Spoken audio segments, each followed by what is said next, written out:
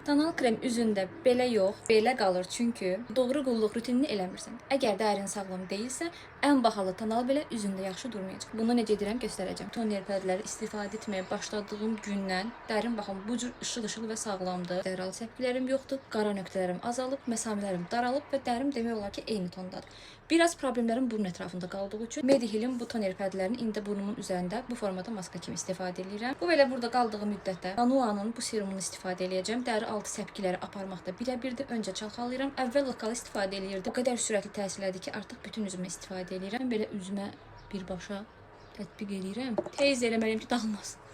Və bütöv yayıram. Bu arada serumlar kremlərdən öncə çəkilir və mütləq aralarında 5-10 dəqiqə gözləməlidir.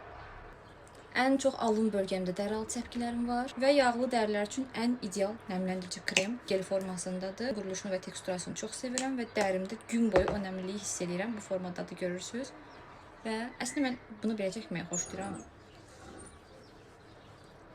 Nəmləndiriciləri hər zaman boynuma da keçirəm. Nə qədər doğru olduğunu rəylərdə müzakirə edə bilərik. Bütün baxım məhsullarını üzünüzə bu formada dairəsi hərəkətlərlə eləyin. Gördüyünüz kimi üzünüz biraz qısaracaq, amma qan dolaşımını artırdığı üçün məhsullar çox daha keyfiyyətli bir formada üzünüzdə yayılacaq. Makyajınızı eləyə bilərsiniz. Makyajınız çox daha gözəl və üzünüzə tam oturacaq. Evə gələndə isə makyajınızı yumağı və yenidən rutinə davam etməyi unutmayın.